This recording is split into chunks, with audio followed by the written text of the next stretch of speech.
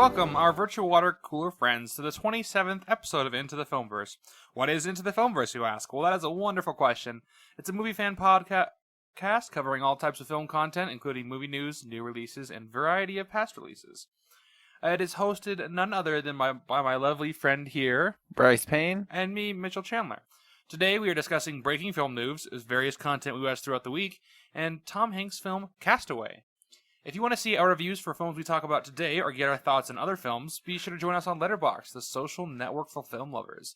You can find me, Mytchel Chandler, at Mytch Reviews, and Mytch is spelled with a Y, so that's M-Y-T-C-H. You can find me, Bryce Payne, at Payne Reviews, P-A-Y-N-E Reviews. And if you hear Bryce sneaking over there, that's because he's looking at a 1973 Indian Captain America. Turkish. Oh, Turkish Captain America. Look at this. This looks so bad. Oh my god, I know you guys can't see this picture, but Spider-Man's the villain of this. If you get a chance there, look up 1973 Captain America. It's called Three Dev Adam. Three Dev Adam. And it straight up has Captain America, Santo from Mexico, and fucking Spider-Man. But Spider-Man's wearing a green pants and just a red suit with like a red mask with holes cut out, and then just a fucking spider put on it. It's whole bunches of whack. It's so bad, but I'm totally buying it. Before we dive into our weekly movie watches, we're going to go off the top with some recent movie news. And as we like to do on our show here, we're going to cover the newest Marvel Disney Plus show, and that would be Falcon and Winter Soldier Episode 4. So if you haven't seen the show, we're going to give ourselves about 5 minutes here, roughly. I'm not saying a diner. I'm buying a movie. No, it's okay. Said roughly. That's you're good.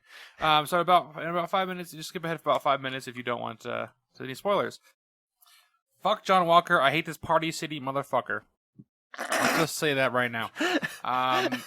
You know what? He's a piece of crap. I understand his boy died. Battlestar died. It's fucked up. What a shame. Man, he was such an important, developed character. Well, I knew so much about him. I am so upset. Yeah, I mean, I didn't feel like that bad when he died, but still, but him unhinging like that and bloodying Captain America's shield. No, dude, that's fucked up. Yeah, he nope. He jumped out that fucking window, ran after the dude, and then beat him to death in front of everybody with a shield. And he stood up and was. He proud got of up this and shit. Put the fucking shield back on. I was like proud of it. I was like, bruh. Homelander, anybody? Homelander? I think that's how. Yeah, I got so much Homelander vibes off that. Dude's straight fucked. I can't wait to see if like the next episode has the government being like, you can't fucking do that. He's not Captain America. He's actually the U.S. agent because we're gonna fire them, dude. Yeah. Well, we already know it's going down next episode. That's the main highlight from today's episode. Okay. Well, besides him bloodying the Captain America shield at the end, bro, this dude. Okay. Well, obviously he took the soldier serum, which was kind of expected. You ever see those videos about people trying to be like? Do you think he had a minute where he took the vial out and then was like, "Do I drink it? No, do I inject it? How the fuck? There's no needle." Good point. He's like, "How do I do this?" Jordan Melage whooped that dude's ass, and I loved it. Dude, that scene was fucking dope. It was. Okay, now I did see someone be like, "Can you imagine if Chadwick Boseman's Black Panther was in that scene instead? Like he just rolled up in there and he was like, the shield doesn't belong to you." Nah, bro, he would just like blink it, and then John Walker would be done. Like Dora Milaje are badass, but then you have the Black Panther who's just like I want to think goodbye. I want to think that they were planning to have Chadwick Boseman for that scene, and then he died. Well, yeah, obviously. I mean, you never know. I mean, they could have always had the Dora Milaje regardless. It could have, you never know. I still liked Bucky's face when they took his arm off because he was just like, "Oh, what the fuck?" He's like, "Mom, Mom does that? What the hell?" Yeah, he took his arm off. That was pretty funny. Yeah, I don't know. Zemo dipped. Yeah, Zemo dipped, which was kind of expected as well. This episode was very expected, but it was still so much fun. Yeah, I enjoyed it. I mean, I wouldn't say I would put it up there with like the best one of the season. I still think I liked episode 2 better, but I probably would. It's like this whole show. I forget how short the series is going to be. So I'm like, oh yeah, it's going to get better. It's going to keep, and then it's like there's 2 episodes left. I'm like, well, what the fuck are they going to do in 2 hours? Honestly, but then I think 2 hours is like a movie. It is exactly. It's exactly. You get a whole movie's worth of stuff out of this. So maybe it'll be fun, interesting to see. So I have 2 minutes to talk. How? You seen people be like Carly's not the villain?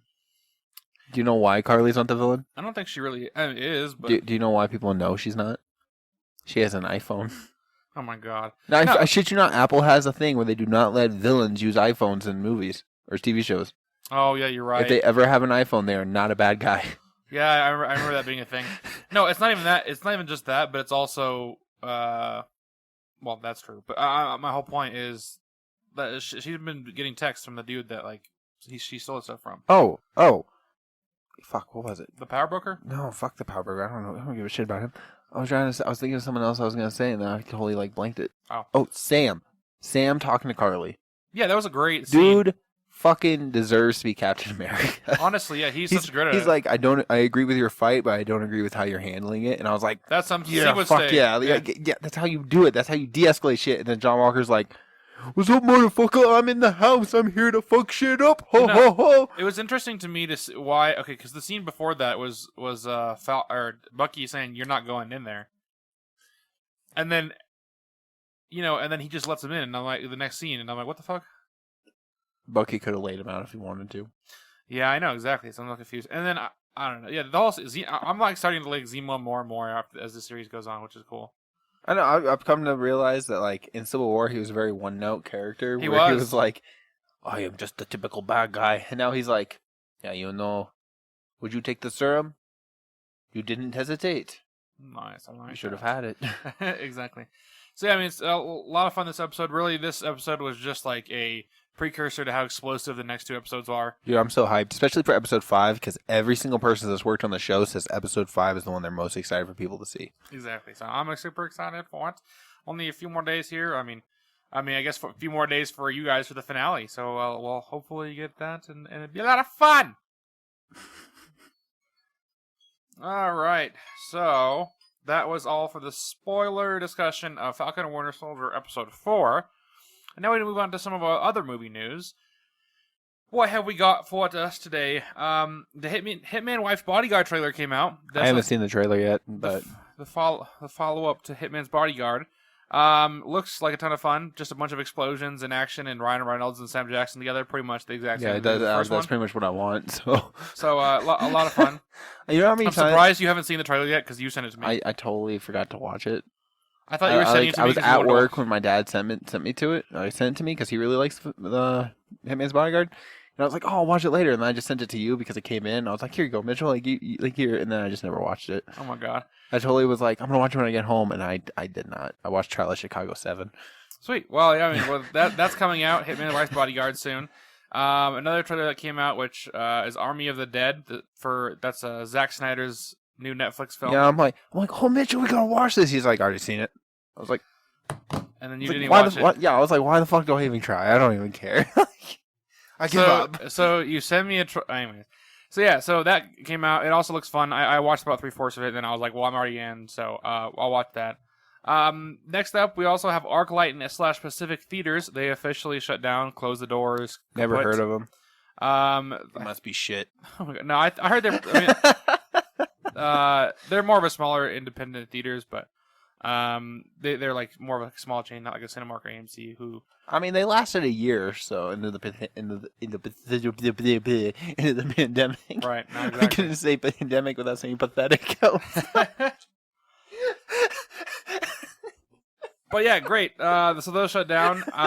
So then other film news. Snake Eyes gets moved up 3 months from October to July. So if you like G.I. Joe, have you ever seen G.I. Joe, Mytchel? I have. That's a surprise. I have not. It came out recently. It came out in theaters within the past probably 10 years. And that's how you judge what you've seen in theaters. Pretty much, yeah. But anyways, well, no, actually, you know what? Oh, God. Actually, no. I remember it being like a Redbox film that I think we picked up from me and my family when we were. I remember being a kid and like that, like the trailer for G.I. Joe coming out, and me being like, I don't like that. Anyways, I liked those. I mean, I can't remember a whole lot. I haven't seen them recently, but I do remember like them. And Snake Eyes is cool. So, I just excited to see movies actually moving forward instead of moving back, and that's fun to see. Well, not much movie news besides that. Been a little semi-stable week. So with that down, we venture on to some of our weekly movie watches. Since every Monday, I occasionally come over to watch all the Oscar Best Picture winners. Yeah, we're. I think I did the math. We're over 60% through it now. Wow, that's awesome. We watched Slumdog Millionaire from 2009 Oscars, came out in 2008. Basically follows a dude who's a billionaire, or becomes a billionaire on a millionaire on how to win a millionaire in India. And I didn't like it. I didn't like it either. Basically, the government doesn't trust him. It's the basic plot to this is interesting, but then, or the basic plot, of him, the government not believing him that he could know all these answers because he's a slum dog, which basically means that he's poor and shouldn't know anything. Is interesting. However, the rest of the story about how he actually knows the answers to the questions is not that cool. And then just the cinematography of this film is horrible. They cranked up the ISO in the background and just decided that was a good decision. I didn't hate it. I wasn't sitting there in the movie going like, oh god, this is fucking trash. But for a lot of it, I was like, quit going back. Just go back once in a while, but don't keep going. I would have rather, straight up, I would have rather just seen him play one Who Wants to Be a Millionaire with the flashbacks in that instead of showing the police beating him. Yeah, I just watched the film and I was like, why do I need to watch this? What am I getting out of this? And I didn't feel anything out of it. Did you looked up what else was nominated this year, right? Nothing that I really knew or was familiar. Oh god, maybe I'll be familiar with it. In other news, while I'm looking that up, I'm just gonna say, Mytchel, I know you don't care about the Oscars this year. I'm just making conversation while I look shit up. The Kimball's Theater in downtown? Mm-hmm. They are showing Oscar shorts tomorrow night. Oh, cool. And at 4:00, and I'm totally thinking about going to see that. Yeah, that's cool. I mean, regardless of what I feel about the Oscars, they still are technically nominated, so they have to be of some quality. I just it's 80 minutes, so an hour and 20 minutes, and you get to see every short that was nominated. No, it's definitely. I'm like, fuck, I might actually do that. That's pretty cool. Yeah, if you care about the Oscars this year, it's definitely something to be looking at. I'm sure I would go if it was normal year. If I wasn't seeing Wolfwalkers tomorrow, I totally would be going to see the live shorts too. But unfortunately, no. Wow, they nominated some shit movies this year. In 2009, 2008. Slumdog Millionaire. It was the awards were in 2009. Right. So but Slumdog Millionaire, The Curious Case of Benjamin Button, which I've heard that's pretty decent. Sure. Frost/Nixon, which I own and haven't seen yet. Milk, which I own but haven't seen yet. And The Reader, which I have no fucking clue what that's about. It's about a film that you read with. And out of these 5 titles, want to know how many of them are in the Criterion Collection? ¿Cuántas? 1. Makes sense. You know what that one movie is? What's that one movie? Curious Case of Benjamin Button, because it was directed by David Fincher. Makes sense. I've heard that's a good film too. I know my sister read that when she was a kid. Oh shit! In 2-3 weeks, we're watching No Country for Old Men.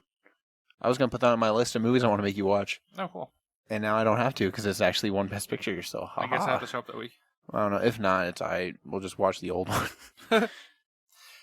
Sweet. Yeah. Anyway, I did good. I got to talk through the whole searching up the progress. High five.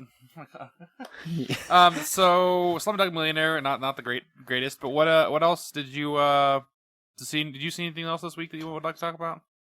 Oh God. Well, as I mentioned earlier, I watched Trial of Chicago 7. Mm-hmm.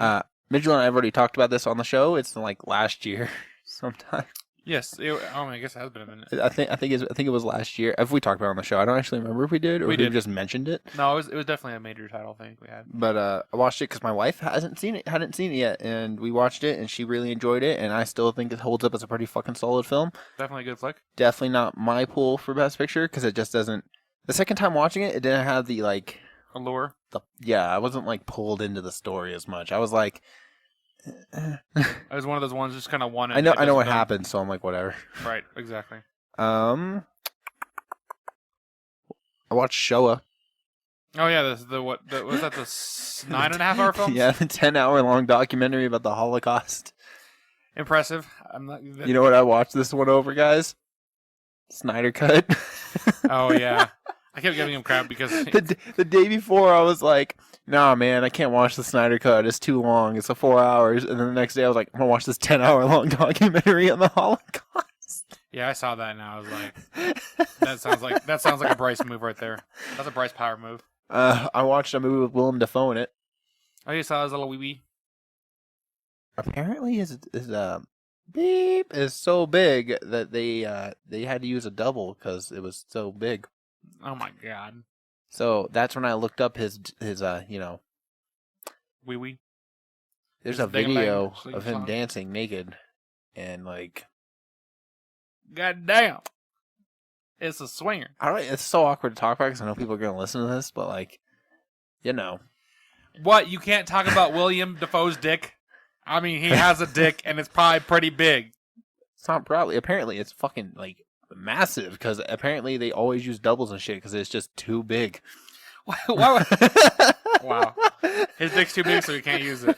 Wow. Yeah. You ever feel bad about yourself? Just know that Willem Dafoe can never be in porn because it's too big. But let me just talk about this movie for a second. My wife and I watched this movie called Antichrist. It came out in 2009. It has Willem Dafoe in it. There's so much sex in this movie. Badonka-donk. Like the first scene is a hardcore sex scene, and like I was looked at her because here's how we got to this fucking movie. I came home. I was like, "You want to watch a movie?" She's like, "Yeah." And I was like, "What do you want to watch? You want to watch a horror movie?" She's like, "Yeah, that sounds cool." And I was like, "All right, let me go to the Criterion Collection. I'll sit down and I'll lay out some titles for you." Like we could watch Antichrist, or and she's like, "That one." I was like, "You don't want to hear the other options?" She's like, "No, we'll watch that one." I'll watch that one. And I was like, "All right, fuck, all right, let's go." I'm guessing it turned out pretty well then. No, I mean I gave it 4 stars because what it went for, it did. Like, is it something I would ever want to watch again or want to make someone watch? No, no. There is some graphic. I'm just gonna say this right now. Skip like 2 minutes if you don't want any like graphic stuff because like I can't. I gotta. Starting now. Okay, the movie straight up. She throws a wooden block on the guy's dick.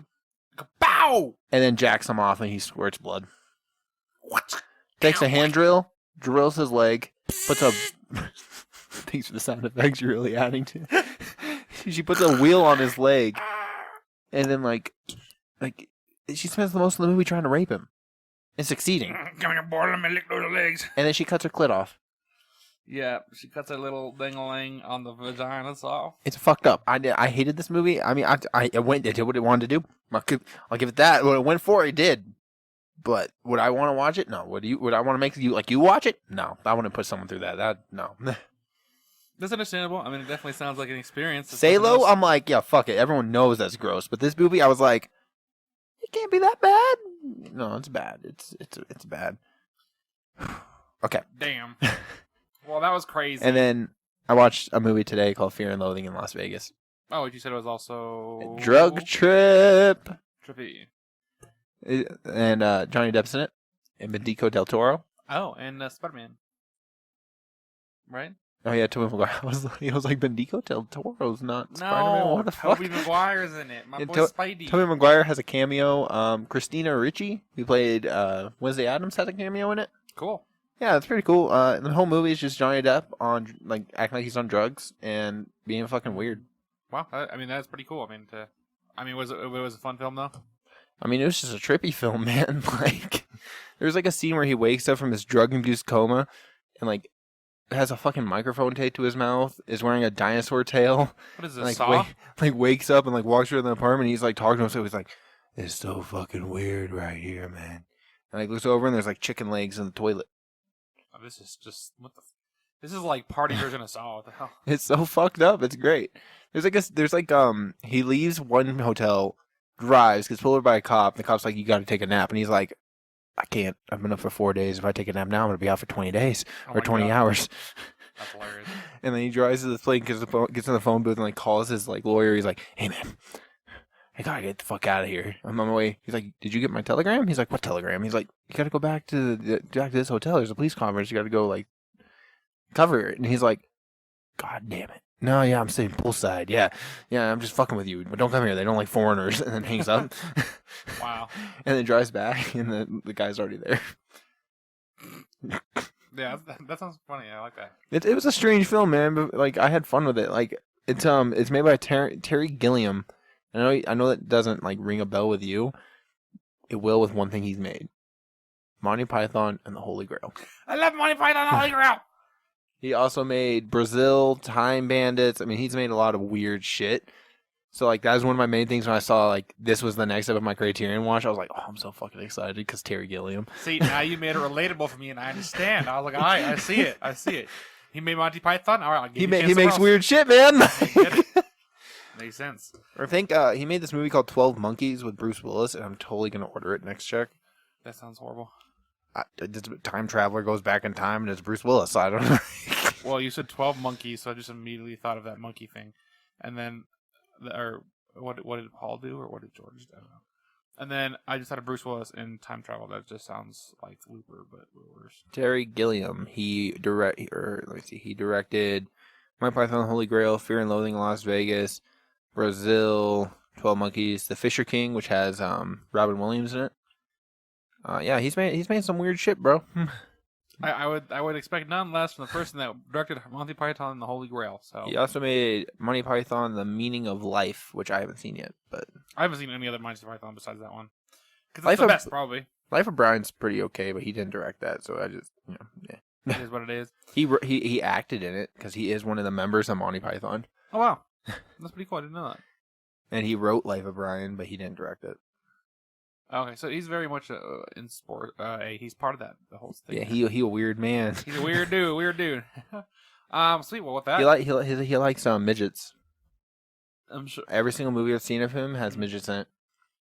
Interesting. Like Warwick Davis, who was in all the Star Wars stuff. Mm-hmm. Yeah, he's in a lot of Terry Gilliam shit. Like he was in Fear and Loathing in Las Vegas. That's pretty interesting. Well, that's cool. Sweet. Well, with that down, guys, we're going to move on to our Filmverse feature. Each week we pick a movie that we want the other person to see, and last week I forgot to say anything. Right, yeah, Bryce forgot to say anything, or at least I forgot to direct him to do so. No, my Warwick Davis was in it. It was another midget. Oh, it was another little person. But yeah, so... Oh, a little bit. I'm sorry. I'm pretty sure, yeah. I'm sorry. That's what they call him in the movie, and that's what I was thinking about. But I know you saw Humbly change your pick from a 1973 animated French film to a more well-known film in Castaway. Cause neither of us had seen it. Yeah, Castaway, I mean, obviously no explanation needed. Should have punched Hanks. me when I said midget, but like, you can't fucking say that. I did, but I was just like, you know what? Just gonna let you drown there. I'll tell you afterwards. He fucked up. I was totally just like in the mood of the movie, like, yeah, Johnny Depp looked at me and was like, ah. Castaway, pretty good film. Good solid flick. I mean, of course it is. It's Tom Hanks. Pretty much everything he does is pretty good. So, you know.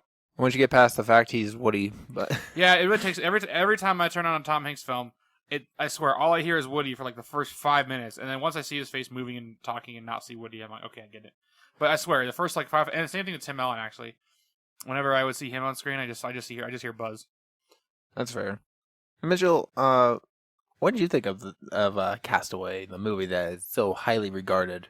No, I mean, I thought it was actually really decent. I mean, it's exactly what I expected it to be for the most part. Like, the beginning was a little bit longer than I had expected. The ending was also a little drawn out. But other than that, I mean, everything just, it clicked. I mean, it is what you probably have ever talked about for the past however many years that it's been out. Just a dude stranded on an island with a volleyball. Honestly, sorry. The stuff where he was on the island, really solid. Even the time jump, I was like, all right, a little bit weird, but, solid. You gotta show time passing. You can't just, okay, cool. It was 80s, right? This came out? In 2000. This came out in 2000? But the movie starts in 1995, so the 5-year jump ends in 2000. Yeah, I get that. And it makes a lot of sense as far as just, like, how the film was made and the extended periods before and after. It very felt much like a 2000, like, just like 1980s, like 2000 and early 2000s. They kind of had all the same texture of type of feel of a film. Yeah, I mean, my big gripes with it is the beginning, like first 30, 40 minutes. Mm-hmm. Jesus fucking Christ, they drag. You're like watching this guy, and like every single time he gets on a plane, you're like, is this the plane? Is this where he crashes? Because you know he crashes. Like everyone knows it crashes, but then like it just takes so long to get there.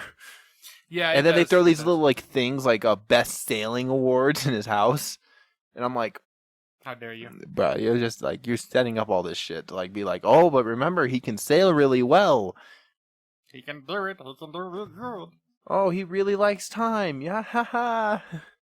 He can keep track of time because he likes time. Yeah, he keeps looking at it. Like fuck. Yeah, but overall, solid film. The final 40 minutes, like seriously, like an hour and 20 minutes of this film has nothing to do with the island.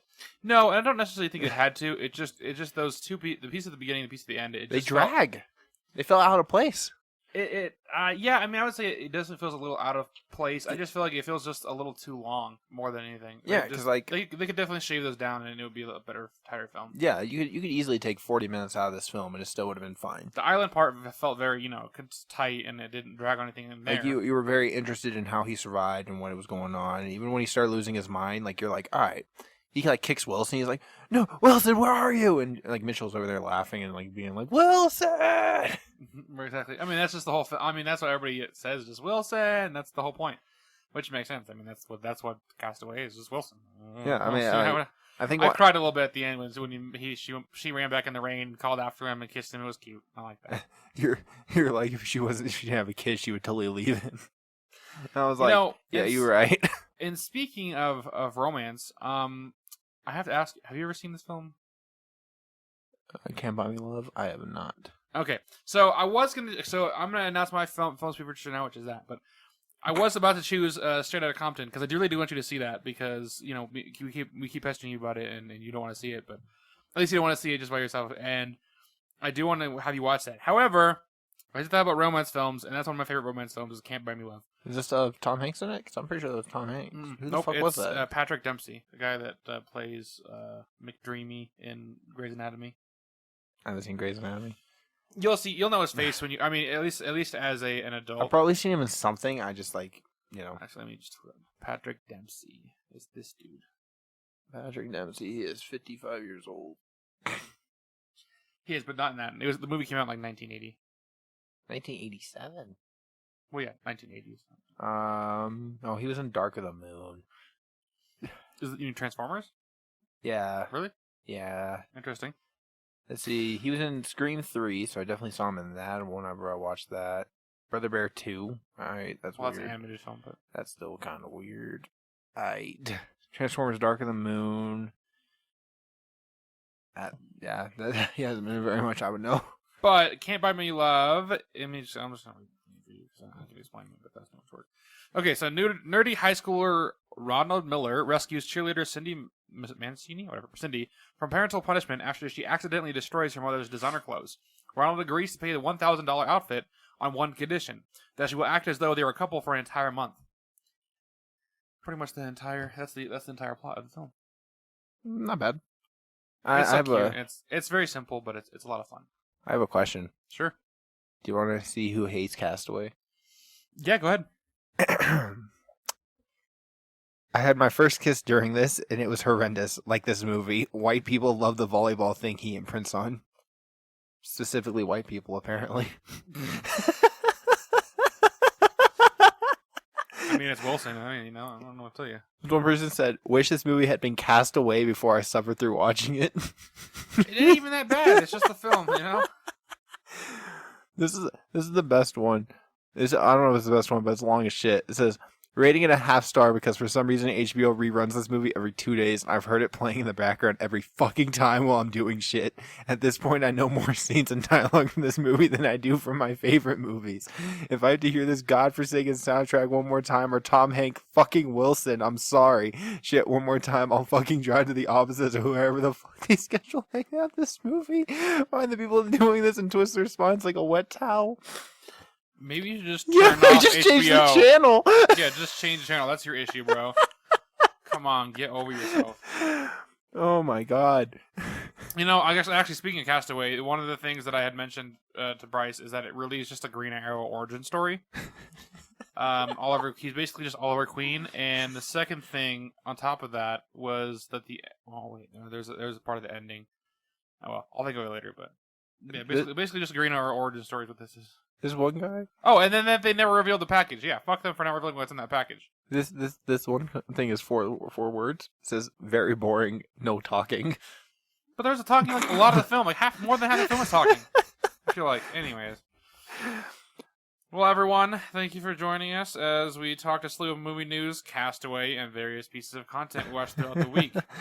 You also remember that new episodes come out every Tuesday, so be sure to follow us and turn on notifications to get updates every time we post. If you want to keep up with our activities outside the airwaves, you can stalk us on Instagram at Into the Filmverse Podcast. Bryce, where can people follow you and your wonderful adventures? You can find me on Letterboxd at Payne Reviews, Payne Reviews. That's where I post all my movie reviews. Sometimes with movies I just don't want to review, so I'm like, stars. You can find me on Instagram at Payne Loves Cinema, and you can find me on Twitter at Swinging Films. And you can stay connected with me, Mytchel Chandler, by simply following me on Facebook and Instagram at Author Mytchel Chandler, on Twitter at Mytchel Chandler, and on Letterboxd at Mitch Reviews. And that's all for this week, our fellow cinephiles. And until next time, Excelsior!